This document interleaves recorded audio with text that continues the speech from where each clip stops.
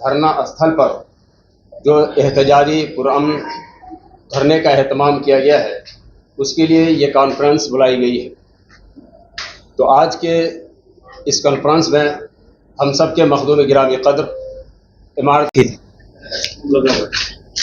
आज की जो प्रेस कॉन्फ्रेंस है वो दरअसल कल हमारा जो बड़ा धरना स्थल पर हो रहा है,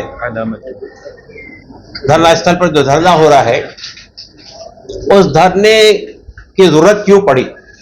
और उस धरने से हम क्या मैसेज देना चाहते हैं, ये बात हमारे सामने रखना चाहते हैं। आप जानते हैं कि हमारा बुनियादी एतराज यह है कि बीजेपी ने जो वक्फ अमेंडमेंट बिल पार्लियामेंट में पेश किया है, हिंदुस्तान की तारीख में यह पहली बार हुआ है कि जिन लोगों के लिए बिल लाया जा रहा है उनसे कोई मशवरा नहीं किया गया, उनके किसी मशवरे को शामिल नहीं किया गया और एक तरह से पूरे वक्फ एक्ट को ओवरहाल करने के लिए 44 अमेंडमेंट पेश किए गए। हम ये समझते हैं कि जब अपोजिशन पार्टीज ने इस पे हंगामा किया पार्लियामेंट में, तब जाकर जेपीसी बनाई गई और जेपीसी ने पिछले अगस्त से लेकर जनवरी तक जब उसने फाइनली अपनी रिपोर्ट पेश की,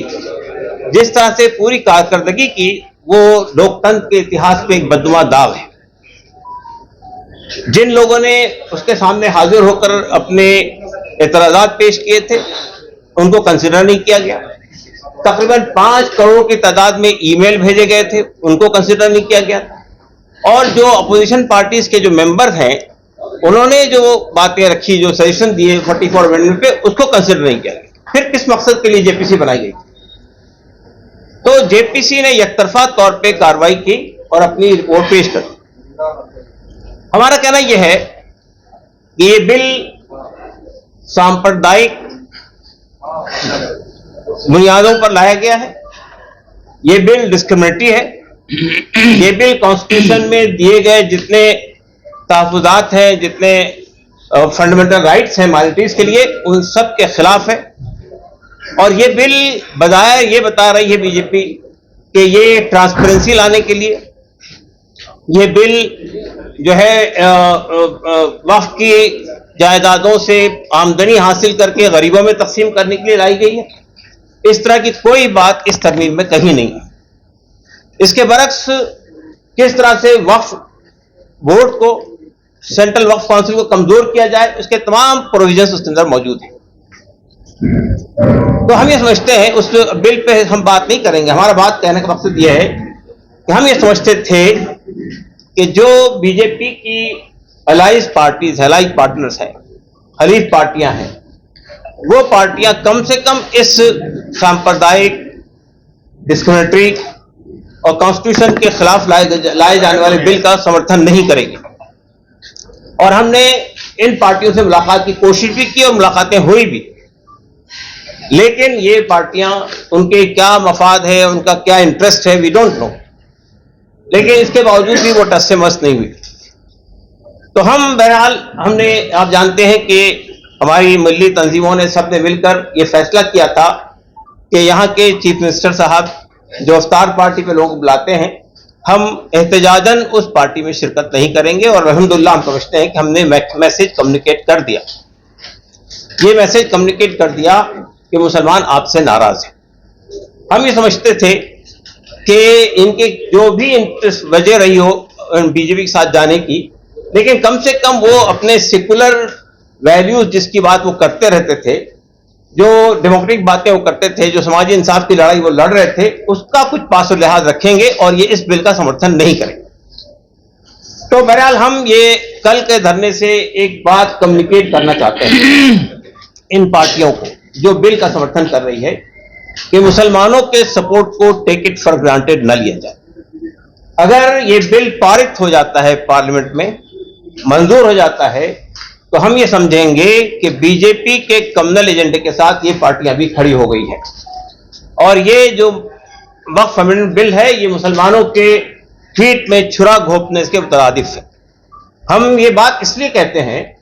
कि ये बिल मंजूर होने के बाद वक्फ की जो प्रॉपर्टी बरसों से, साल से, सदियों से इस देश में चली आ रही है, मस्जिदें हैं, ईदगाहें हैं, खानखाएं हैं, और इसके अलावा जो है दरगाहें हैं, कब्रिस्तान है, और वक्फ के चैरिटेबल पर्पस के लिए होने वाले जो इदारे बने हुए हैं, इन सब इदारों पर हस्तक्षेप का, इसमें खिलवाड़ करने का, इस पर कब्जा करने का, इंक्रोचमेंट का रास्ता साफ हो जाएगा, और खासतौर से गवर्नमेंट के लिए। तो ये जाहिर बात है कि जब आप हमें हमारी मस्जिदों से महरूम कर देंगे, जब आप हमें हमारी ईदगाहों से महरूम कर देंगे, जब आप हमें हमारी खानखाहों से महरूम कर देंगे, तो जाहिर बात है कि आप हमारे मजहबी मामलात में हस्तक्षेप कर रहे हैं, जो कि हमारा कॉन्स्टिट्यूशन इसकी इजाजत नहीं देता है। तो हम ये कहना चाहते हैं इन अलायंस पार्टी से कल के धरने के जरिए से कि अगर उनका ये रवैया रहता है और वो अपने रवैये से बाज नहीं आते हैं, तो फिर वो हमारे समर्थन को भी टेक इट फॉर ग्रांटेड न ले। वो हमारे समर्थन के बारे में ये ना समझे कि अब हम उनको समर्थन करते रहेंगे। अगर वो बिल का समर्थन करेंगे तो वो हमारे समर्थन को लूज कर जाए। हमारे समर्थन को लूज करने का मतलब उनको समझ में आ जाना चाहिए। तो हम ये समझते हैं कि कल का धरना जो है, कल के धरने में all India Muslim personal board की कॉल पर यहाँ की तमाम मिल्ली तंजीमें, इमारत शरिया बिहार और उड़ीसा, जमात इस्लामी हिंद, जमीयत अहले हदीस, जमीयत उलमा हिंद, और इसके अलावा खानखाए मुजीबिया, खानखाए मुनीमिया, ये और आपके मिल्ली काउंसिल, मुशावरत और ऑल इंडिया मोमिन कॉन्फ्रेंस, ये सब लोग आज इस धरने में शामिल, आज इस प्रेस कॉन्फ्रेंस में भी है और कल धरने में भी शामिल है। कल के धरने में हमारा ख्याल ये है कि तमाम पॉलिटिकल पार्टीज तशरीफ लाएंगी। दिल्ली से कई लोग आ रहे हैं, कई एमपीज आ रहे हैं, जो जेपीसी के मेंबर थे वो भी आ रहे हैं, और यहाँ की जो पॉलिटिकल पार्टीज हैं वो पॉलिटिकल पार्टीज के लोग भी आने वाले हैं।